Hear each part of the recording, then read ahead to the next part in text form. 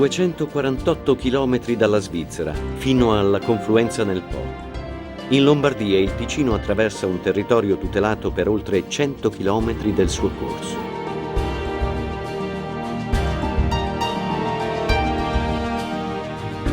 Oltre 90.000 ettari di superficie protetta, quasi 5.000 specie viventi tra animali, piante e funghi.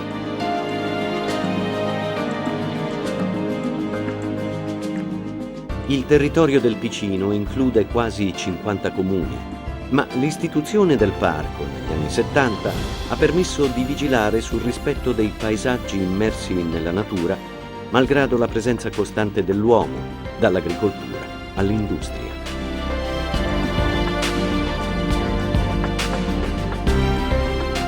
Il Ticino segna il limite orientale della Lomellina. L'acqua è un elemento che caratterizza da sempre il territorio, tanto da rendere necessario un lungo lavoro di bonifica per strappare alle paludi terreno fertile da coltivare.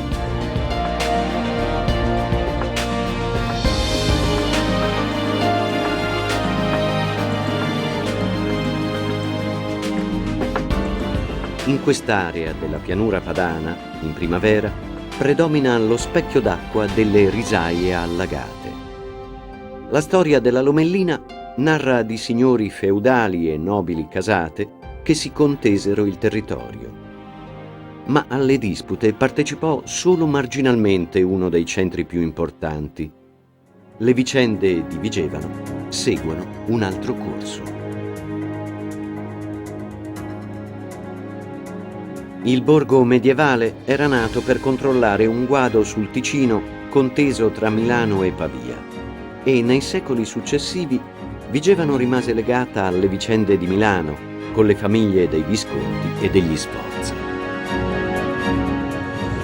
Durante il governo dei Visconti all'inizio del Trecento, a Vigevano sorsero la Rocca Vecchia e la parte più antica del castello.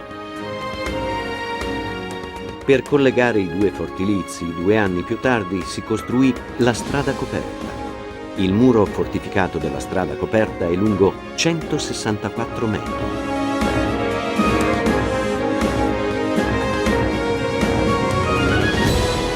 Nel 1452 a Vigevano nasce Ludovico il Moro.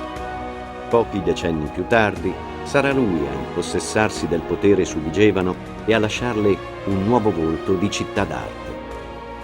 I lavori promossi da Ludovico il Moro inclusero il completamento del castello e la costruzione della Torre del Bramante. Si avviarono anche i lavori per aprire la nuova Piazza Maggiore, oggi Piazza Ducale. Centro della vita sociale e urbana, la Piazza Ducale è considerata una delle più belle d'Italia. Come la torre, fu ideata da Donato Bramante e doveva essere un'elegante anticamera del castello. La facciata concava del Duomo risale al Seicento e crea un fondale scenografico che fa sembrare la chiesa al centro della piazza. In realtà, una delle arcate non è un ingresso della chiesa, ma l'accesso a una via laterale.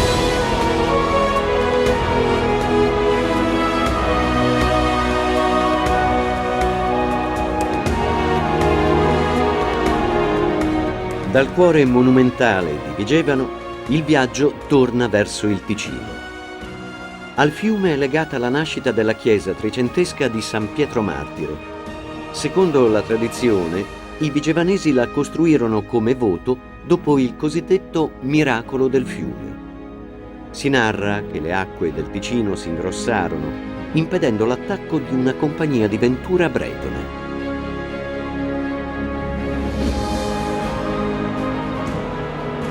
Seguendo il corso del Ticino, il verde dei boschi accompagna lungo il percorso verso Pavia. È un itinerario scandito da due ponti particolari. Il primo, a Bereguardo, è uno degli ultimi esempi in Italia di ponte di chiatte. Alla fine dell'Ottocento doveva essere soltanto un'opera provvisoria, ma resistette per decenni, con barche prima di legno e poi di cemento. Le barche, galleggiando, permettono l'attraversamento anche quando il livello dell'acqua si alza.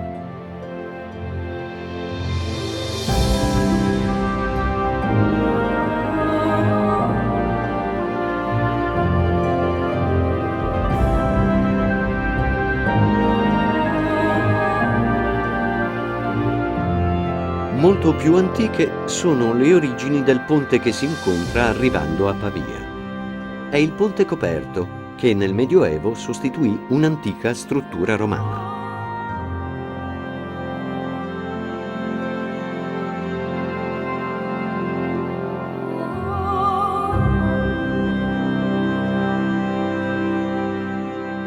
Ricostruito dopo la Seconda Guerra Mondiale, il ponte collega la città al borgo Ticino, che ha mantenuto nei secoli l'aspetto del villaggio di pescatori e renaioli.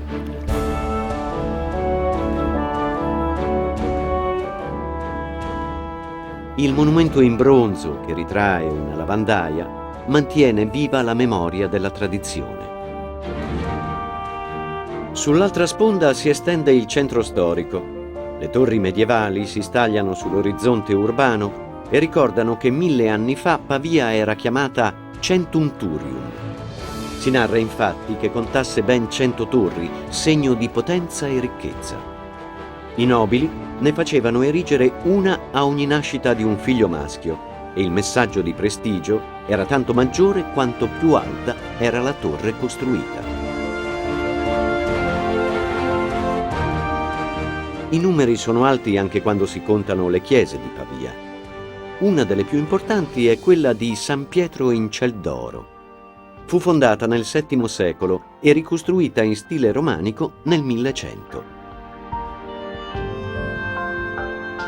Allo stesso periodo risale un capolavoro dello stile romanico lombardo.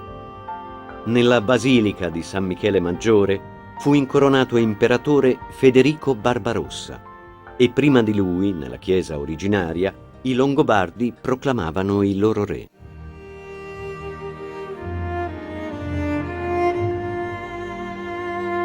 A differenza delle altre chiese di Pavia, la facciata è chiara. La pietra arenaria era più prestigiosa, ma anche più delicata, e oggi dimostra i suoi 1000 anni con le ricche decorazioni in rilievo, in parte offuscate dal tempo.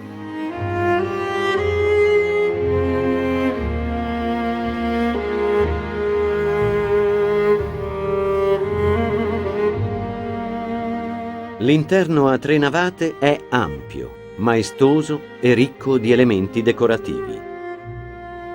L'affresco dell'abside rappresenta la coronazione della Madonna che domina sull'altare di marmo. Il pavimento del presbiterio ospita un mosaico che ritrae un labirinto e il re Anno al centro di 12 figure che rappresentano i mesi. Anche le volte delle navate laterali e le cappelle sono ricche di opere d'arte e affreschi aggiunti nei secoli successivi, come la cappella dedicata alla vita di Maria. Nella cripta, i capitelli decorati delle colonne sono un altro degli elementi preziosi della Basilica di San Michele. Ma la chiesa che emerge su tutte è il Duomo di Pavia. La costruzione durò 400 anni. La cupola è la terza per dimensioni in Italia dopo quelle di San Pietro a Roma e del Duomo di Firenze.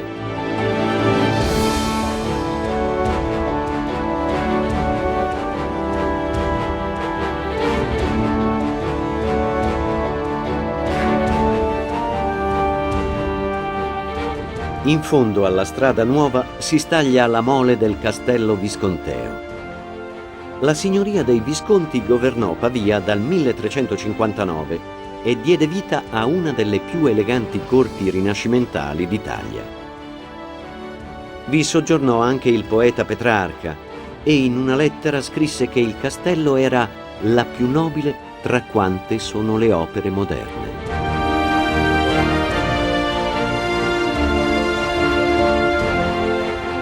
La presenza dei Visconti e degli Sforza ricorda che anche Pavia fu storicamente legata al Ducato di Milano.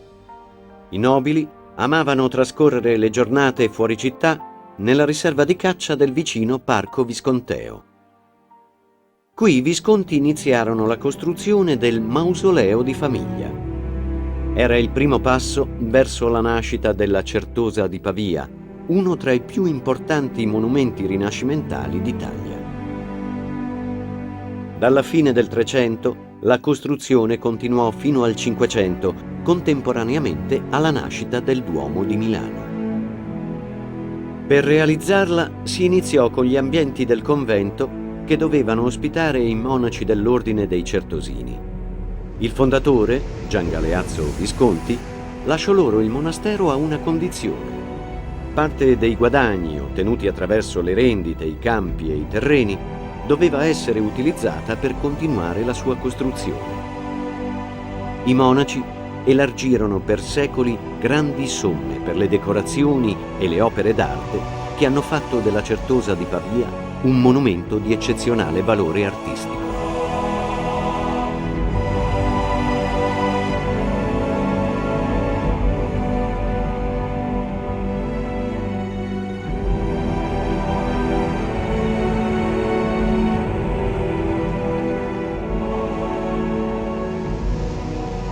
Dall'epoca del Ducato, Pavia e Milano si raggiungono attraverso le vie d'acqua. Per secoli Milano è stata ricca di canali navigabili. Operosa e indaffarata, la città voleva far navigare le merci, ma non avendo fiumi, se li costruì.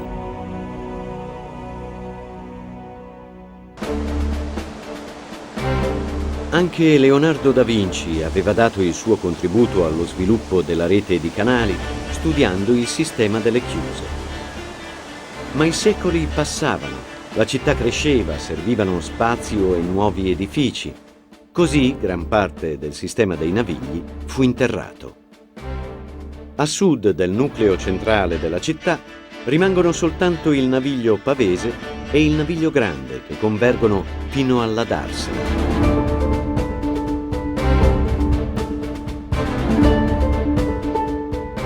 La vecchia Milano dei navigli è quella delle case di ringhiera, ieri popolari e oggi ambite, tra i ristoranti, i locali per l'aperitivo e gli atelier degli artisti. Ogni mese sui navigli decine di antiquari fanno specchiare le bancarelle nell'acqua. Fino a pochi decenni fa, l'acqua dei navigli era anche una risorsa per lavorare. Oltre alle donne che facevano il bucato, qui nell'Ottocento un gruppo di uomini aveva organizzato un autentico servizio di lavanderia. Per molti Milano è la città dell'oggi e del domani, ma sono tante le pietre che raccontano di un passato lontano. Fu proclamata capitale per 3 volte, della Repubblica di Napoleone e prima di lui dei Longobardi e dell'Impero Romano d'Occidente. Delle chiese paleocristiane di Mediolanum, la più antica rimasta è la Basilica di Sant'Ambrogio, un luogo simbolico voluto dal vescovo Ambrogio che divenne patrono della città. Nella cripta si conservano le spoglie del santo e le reliquie di altri martiri cristiani. Dal Medioevo, un atrio porticato precede l'ingresso alla chiesa antica.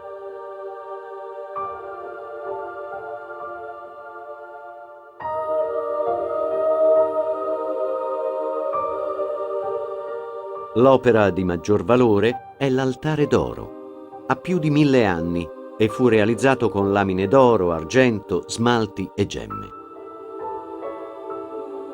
Tra le opere più antiche spiccano i mosaici che ritraggono i santi e il sarcofago di un generale romano, Stilicone, che fu scolpito nella seconda metà del IV secolo.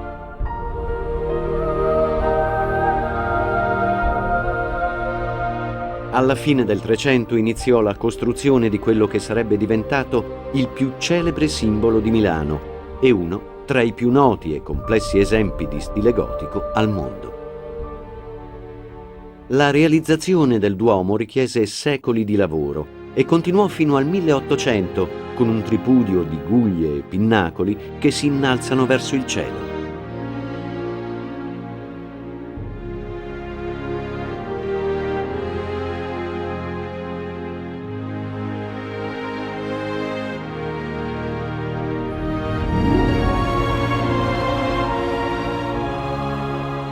Sulla guglia più alta del Duomo spicca la Madonnina. Tutta d'oro, come dice la canzone popolare, brilla da lontano e domina la grande Milano. Simbolo sul simbolo, la statua ha segnato a lungo il punto più alto della città.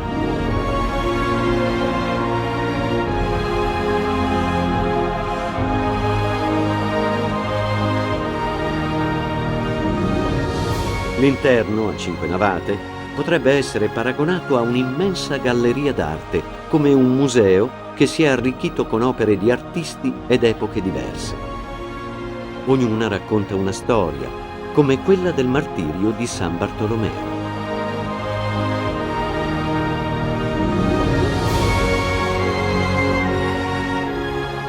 La luce fa risaltare i colori delle vetrate dell'abside e delle finestre.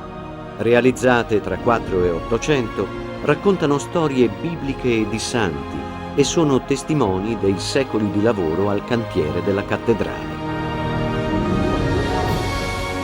Un cantiere che sembrò infinito e che oggi si lascia ammirare in tutta la sua completezza con le oltre 3400 statue che si susseguono sui muri esterni.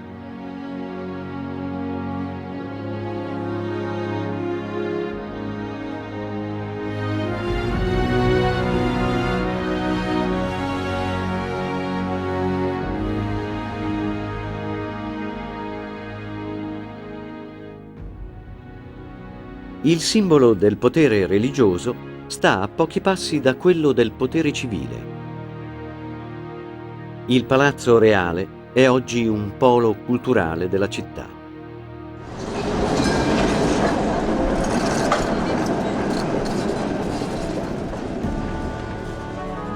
Ma l'emblema più celebre del potere civile di Milano è il Castello Sforzesco. Il più esteso complesso rinascimentale di Milano segue le vicende della città, dall'eleganza iniziale dei Visconti e degli Sforza alla trasformazione in fortezza degli Spagnoli.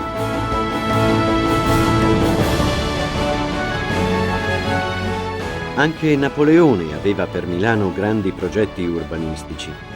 Del castello fece abbattere i muri esterni, ormai in rovina, e sviluppò le strade intorno a semicerchio. Il Foro Bonaparte gettò le basi urbanistiche per la creazione del Parco Sempione, che alla fine dell'Ottocento avrebbe trasformato l'area che prima era una piazza d'armi. Oggi il parco è un polmone verde nel cuore della città e si estende su una superficie di 30 ettari, tra alberi, laghetti e sentieri. All'interno del parco l'arena fu inaugurata alla presenza di Napoleone e in quell'occasione la si riempì d'acqua per ospitare un combattimento navale simile agli spettacoli degli antichi romani. Milano riceve ogni anno la visita di milioni di turisti, tra italiani e stranieri, non soltanto per fare affari, ma anche per piacere, dallo shopping alla cultura.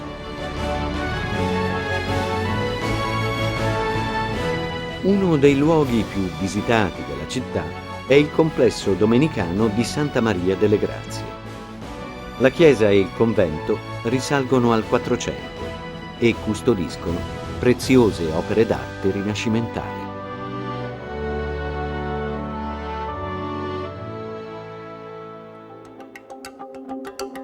Cultura, moda, design, tre anime della città contemporanea. Sono tanti i simboli milanesi di capitale economica e del Made in Italy. Il Teatro alla Scala, emblema culturale. Il Quadrilatero della moda, tempio dello shopping del lusso. La Triennale, fulcro e memoria delle rivoluzioni del design.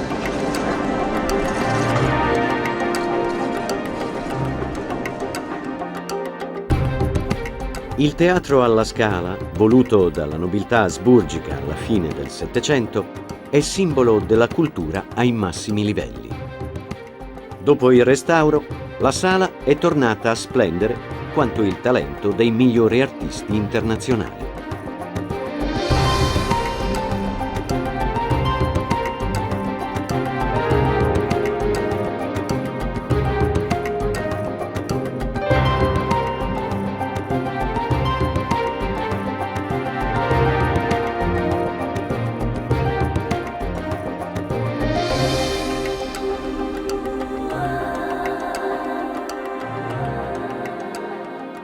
A pochi passi dal teatro, le più celebri griffe del lusso, italiane e non, si concentrano in un isolato tra le vie Monte Napoleone, della Spiga, Sant'Andrea e Manzoni. Una vetrina, un'altra e un'altra ancora hanno fatto e fanno di Milano una capitale dello stile.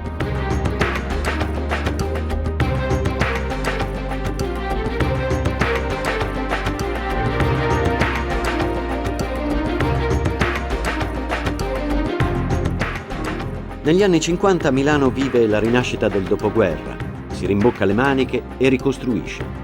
Crescono nuovi edifici come il grattacielo della Pirelli, altri tornano a splendere dopo i bombardamenti.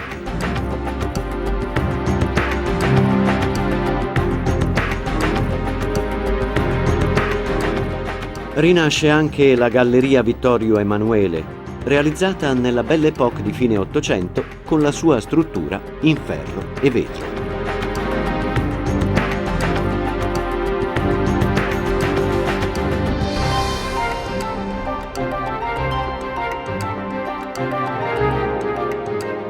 Nel XX secolo si moltiplicano a Milano anche gli spazi per la cultura, dal piccolo teatro, fondato da Giorgio Strehler, al Palazzo dell'Arte, che nasce nel 1933 come centro di riferimento internazionale per le arti decorative e industriali e dell'architettura moderna.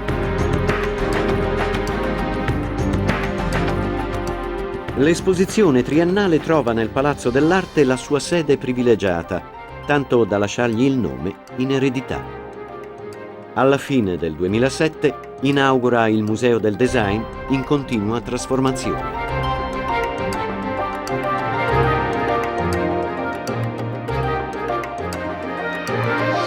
Oggetti da creare, inventare e progettare, ma anche da produrre. Dopo la crescita vertiginosa delle fabbriche, che trasforma migliaia di persone operose in nuovi operosi cittadini milanesi, oggi Milano rinasce ancora una volta. Le ex aree industriali hanno un nuovo volto geometrico e tecnologico. La Bovisa forma i nuovi talenti del design italiano, mentre nel polo della Bicocca nuovi palazzi e spazi culturali hanno sostituito turbine e ciminiere. Il presente è già futuro, con le nuove sfide che mettono Milano di fronte al cambiamento. Ancora una volta, l'ennesima rinascita. Quando le campagne la separavano da Milano, Monza era una residenza estiva della nobiltà. Nel Settecento Maria Teresa d'Austria fece costruire qui la Villa Reale per invitare i suoi ospiti fuori città.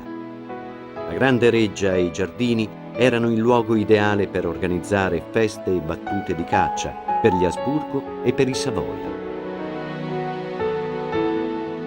In realtà fare di Monza una sede reale estiva non era un'idea nuova. Ci avevano già pensato i Longobardi più di 1000 anni prima. La regina Teodolinda aveva fatto costruire qui la basilica originaria, che oggi ha il volto gotico del Duomo. A pochi passi dai 75 metri d'altezza del campanile cinquecentesco si innalza la torre dell'Arengario. Tutte le strade del centro partono da qui e qui conducono.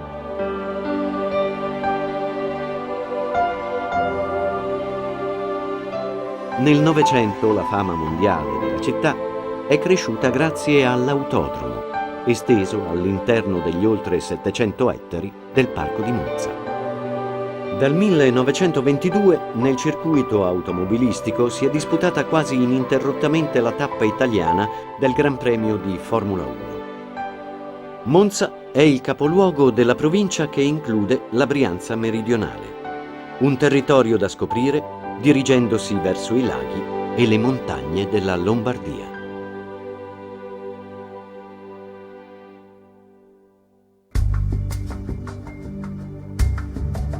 Dalla pianura alle Alpi della Lombardia, il borgo di Montevecchia sorge sulla prima collina della Brianza. Sulla cima del colle il santuario seicentesco della Beata Vergine del Carmelo domina il territorio del Parco regionale di Montevecchia e della Valle del Curone. Qui castagne, querce e betulle popolano gli oltre 2200 ettari di superficie protetta. La Brianza deve forse il nome a un'antica parola celtica che significa colle, altura. Grazie al terreno fertile e alla ricchezza d'acqua, è una regione da sempre caratterizzata dall'alta densità di abitanti.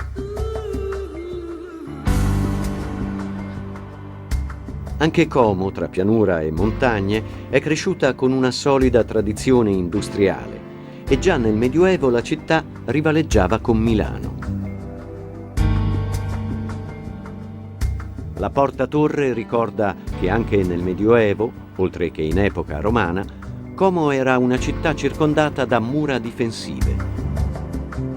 A un'estremità della cinta muraria si trovava il Duomo. Dalla fine del Trecento furono necessari più di 300 anni per terminarlo, con una commistione di stili fino alla cupola neoclassica. Per avere più spazio fu eliminata la parte meridionale del Broletto, il Palazzo del Podestà costruito nel 200.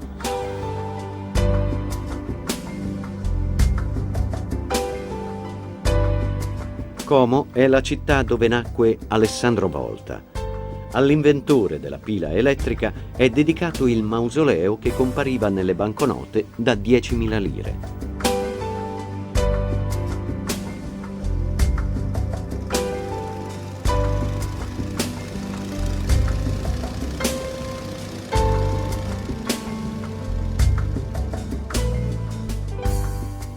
Fin dall'epoca dei Romani, le ricche famiglie patrizie avevano costruito lungo il lago le loro ville. Oggi, come in passato, eleganti residenze sfilano sull'acqua, nel verde di parchi e giardini.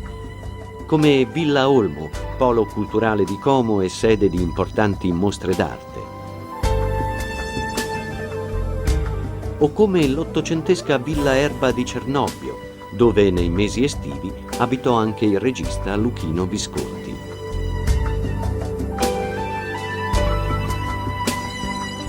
L'alternanza di borghi e ville affacciate sull'acqua disegna delle cartoline viventi che spiegano l'alta affluenza turistica e la fama del Lario.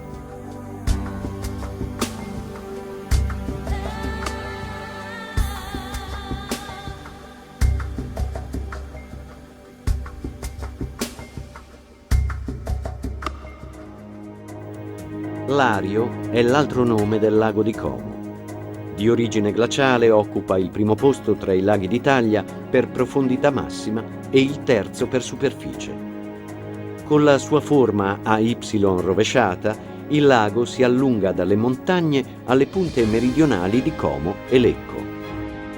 Al vertice del cosiddetto triangolo lariano, nel punto d'incontro dei rami del lago, si trova Bellagio. È una delle località più celebri del turismo internazionale e mantiene la sua atmosfera raffinata tra i vicoli del centro storico, le ville nobiliari e la gastronomia di rinomati ristoranti. È il ramo di Lecco, quel ramo del lago di Como che volge a mezzogiorno, dove lo scrittore Alessandro Manzoni fece iniziare la vicenda dei Promessi Sposi.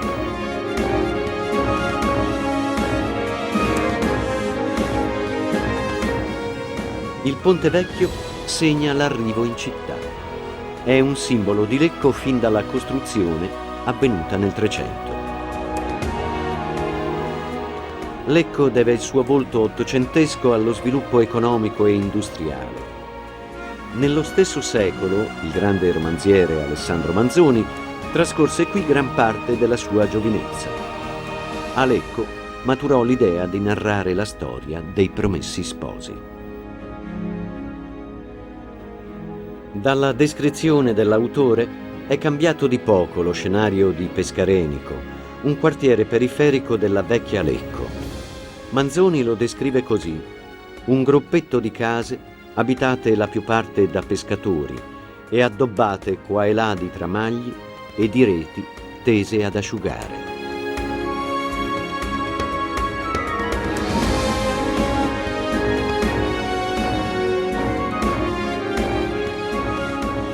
Seguendo il corso dell'Adda, le rive del fiume si allontanano nei due laghi di Garlate e di Olgiate. L'Adda scorre interamente in Lombardia. Il più lungo affluente del Po si sviluppa per 313 km ed è il quarto fiume italiano per lunghezza dopo il Po, l'Adige e il Tevere.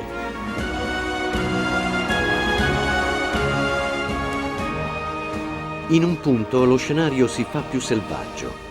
Il ponte di ferro di Paderno d'Adda scavalca il fiume con un'unica arcata di 150 metri. Quando fu costruito, nell'Ottocento, era il terzo in Europa per importanza, dopo i ponti che il francese Gustave Eiffel aveva progettato in Francia e in Portogallo. Ancora oggi passa di qui una delle vie principali per Bergamo. Anche Bergamo è uno dei luoghi dei Promessi Sposi di Manzoni.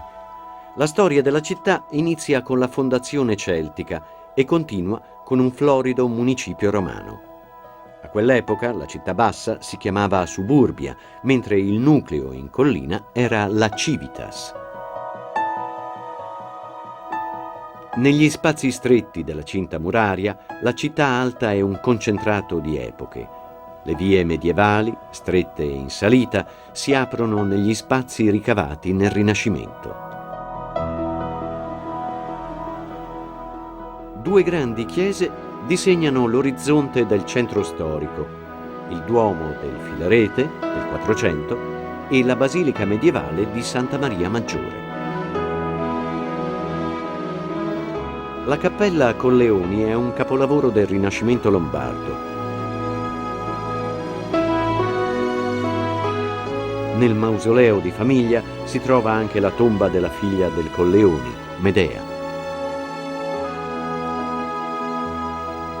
La cappella fu costruita per volere del condottiero bergamasco Bartolomeo Colleoni.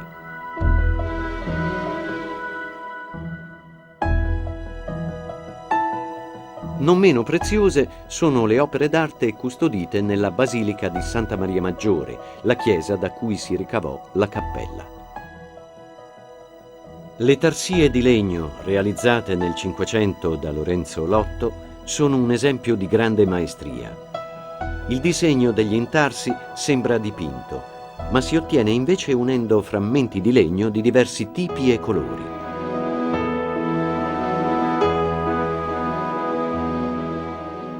La basilica accoglie anche la tomba del compositore bergamasco Gaetano Donizetti.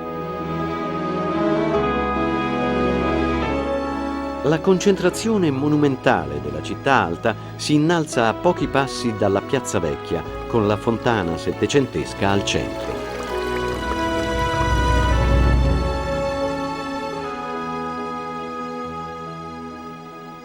Il profilo di cupole, campanili e torri si allontana, mentre il viaggio prosegue oltre le mura della città.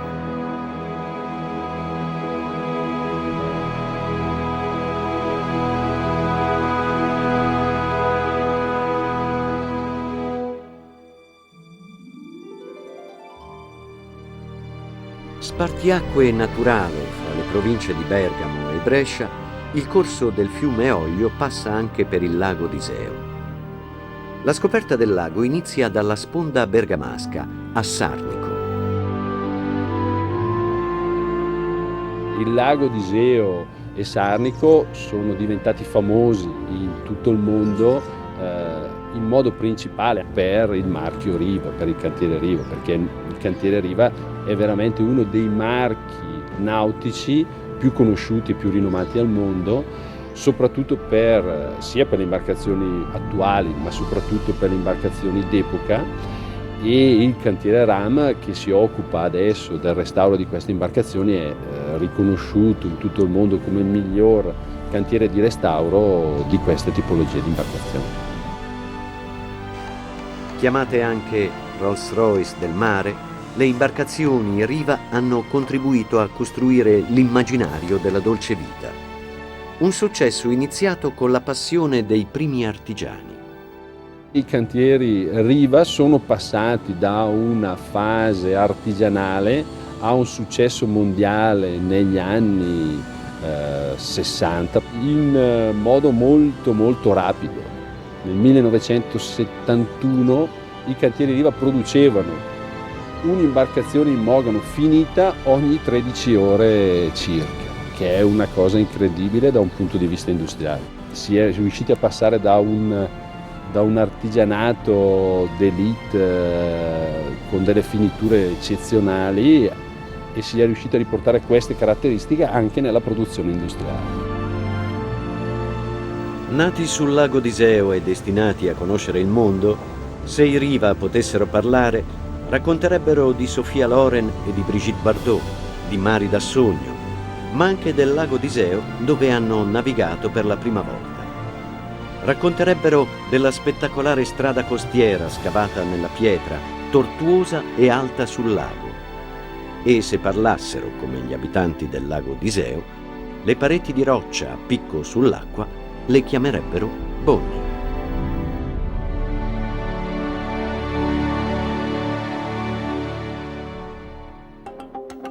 Lo sviluppo industriale avvenuto tra 8 e 900 non ha cancellato le tracce storiche dei borghi medievali e del governo veneziano. Elegante come l'Accademia Tadini che si staglia sul lago, fu proprio Venezia a trasformare la cittadina di Lovere in un ricco centro manifatturiero. Il centro storico di Lovere fronteggia le case di Pisogne, un altro piccolo gioiello d'arte con le sue chiese e i palazzi antichi. La mole imponente del Corno dei 30 Passi domina lo specchio d'acqua sul quale si innalza Montisola.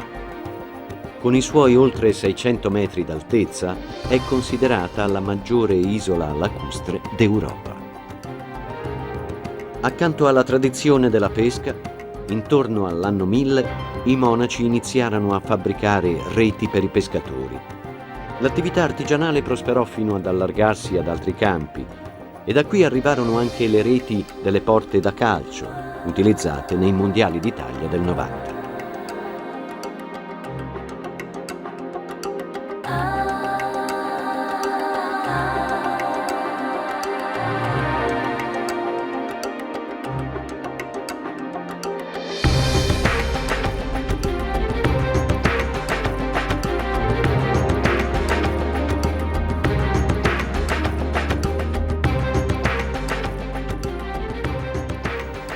Da Iseo, il viaggio alla volta del capoluogo bresciano passa attraverso paesaggi diversi per volto e colori.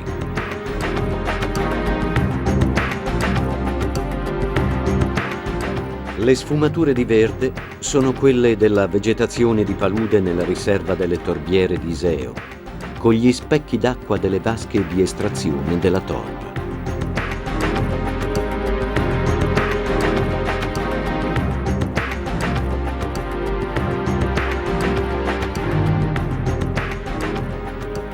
Ma c'è anche il verde più brillante dei vigneti della Franciacorta.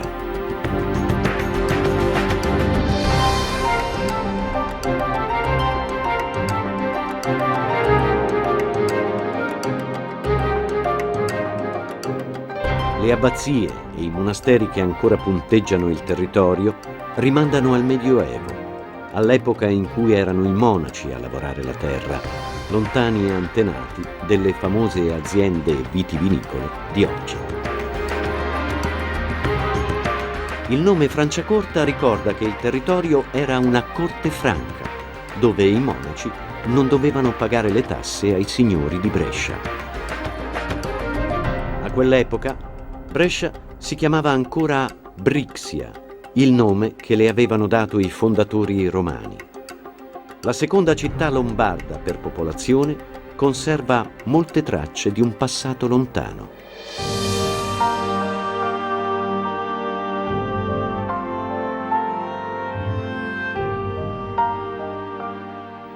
La Brixia romana era un importante centro religioso che aveva 3 grandi templi. 2000 anni fa era questo il centro civile e religioso della città romana. Accanto al teatro oggi rimangono alcune colonne del Tempio Capitolino.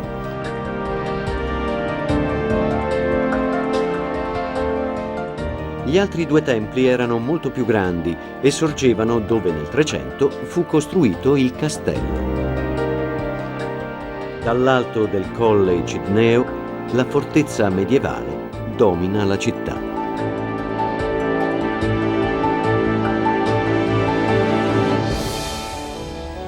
Nel Medioevo il fulcro del potere civile e religioso si spostò attorno al Broletto e alla Rotonda. Il Duomo Nuovo, al centro della piazza, sarebbe arrivato 500 anni più tardi.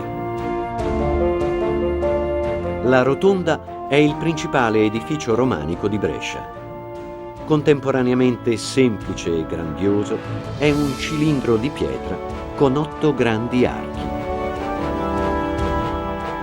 Nel Cinquecento la chiesa si arricchì di nuovi preziosi elementi come gli affreschi della cupola e l'organo.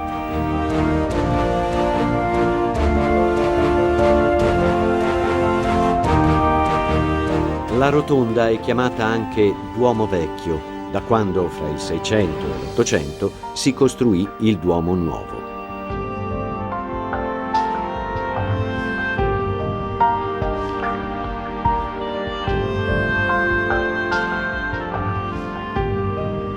Entrando in piazza della Loggia, la torre dell'orologio ospita un complesso congegno meccanico del Cinquecento che indica le 24 ore, le lune e i segni zodiacali su 2 diversi quadranti.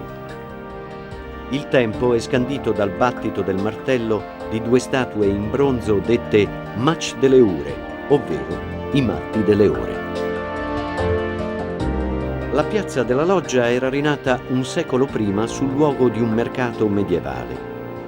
La Loggia era la sede del Consiglio speciale dell'aristocrazia ai tempi della Repubblica di Venezia. La storia di Brescia, dalle origini celtiche a oggi, si legge anche nei suoi musei. Il principale polo culturale della città si trova nel complesso monastico di Santa Giulia.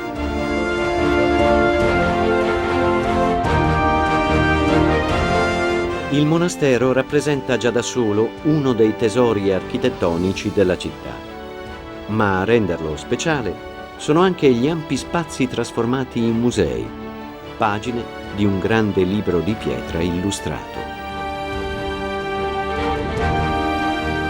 La statua in bronzo della Vittoria alata testimonia l'età antica ed è diventata un simbolo di Brescia.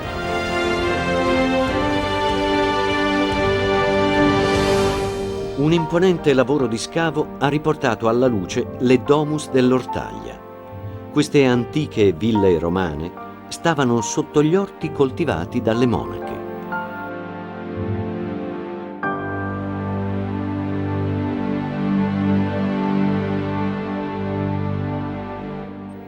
Nascoste in un ambiente rialzato rispetto alla chiesa, per secoli le monache di Santa Giulia hanno assistito alle funzioni religiose senza essere viste. Intorno a loro una straordinaria successione di affreschi. Il coro delle monache si ricavò fra 4 e 500 nella Basilica di San Salvatore. La chiesa ha più di 1000 anni ed è uno dei principali edifici alto-medievali dell'Italia settentrionale.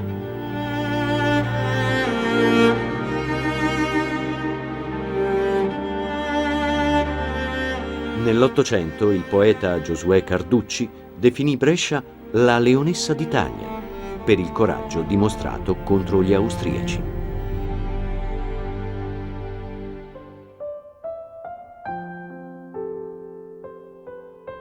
Ma nel territorio di Brescia ci sono altri luoghi da scoprire legati a poeti celebri, classici e moderni.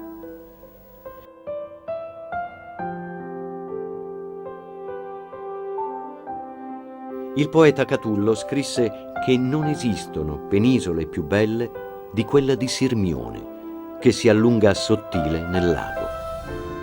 E pensare che ai tempi di Catullo la spettacolare Rocca Viscontea ancora non esisteva.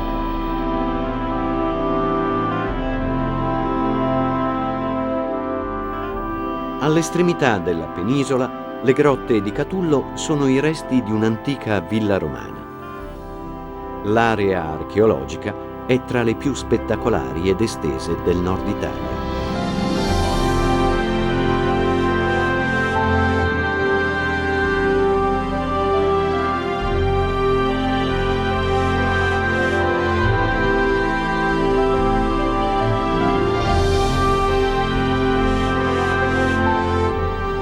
Il Garda è il primo lago italiano per estensione e uno dei più celebri a livello internazionale. I suoi scorci si lasciano ammirare tanto per l'ambiente naturale quanto per i borghi cresciuti attorno al lago.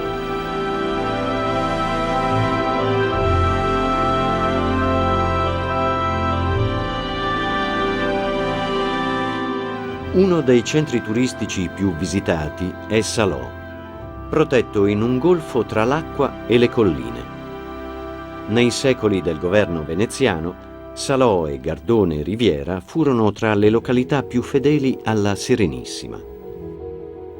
Fin dall'Ottocento questo tratto costiero rappresenta un luogo privilegiato per soggiorni di lusso. Tra le ville del Garda, la più famosa è la residenza del poeta Gabriele D'Annunzio.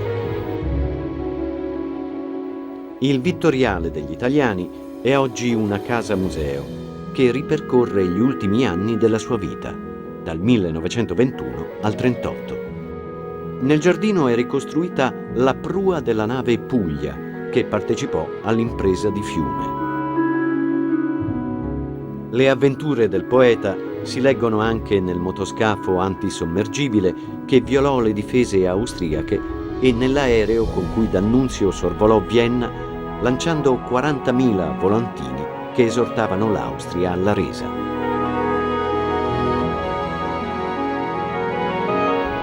E poi ci sono le 19 stanze della casa, che conservano un patrimonio di innumerevoli oggetti d'epoca, libri antichi e opere d'arte. Ogni sala ha un nome, come quella del Mappamondo, dove D'Annunzio aveva lo studio.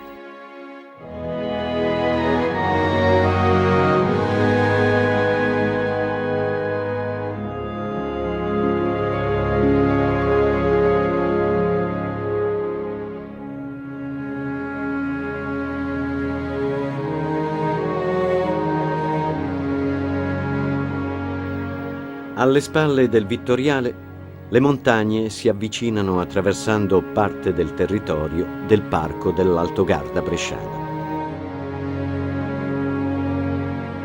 Altri specchi d'acqua tingono di blu il paesaggio, come il lago d'Idro, che nasce dai ghiacciai dell'Adamello. È un mondo che si innalza sopra le nuvole, un mondo di vette e ghiacci perenni. Il Parco dell'Adamello incontra il cielo a più di 3.500 metri di altitudine, in un territorio che protegge ben 18 km quadrati di ghiacciai. Più a nord, lo spettacolare passo alpino del Gavia si arrampica per 2.651 metri prima di raggiungere la Valtellina e il Parco Nazionale dello Stelvio.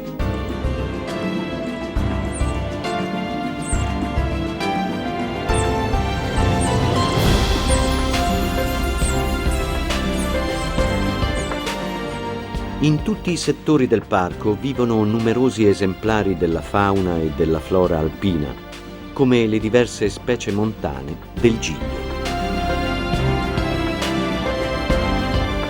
A ogni altitudine un habitat naturale, dai branchi di cervi nascosti fra le radure alle rocce più impervie, punteggiate dal profilo degli stambecchi. È un viaggio che termina in alto, per poter guardare idealmente ai piedi di rocce e montagne che raccontano da sole tutta la bellezza delle Alpi. Arrivare qui significa toccare alcuni dei punti più alti della regione. Sotto di loro si stende il percorso di un viaggio tra città e paesi, laghi e fiumi, alla scoperta dei tanti volti della Lombardia.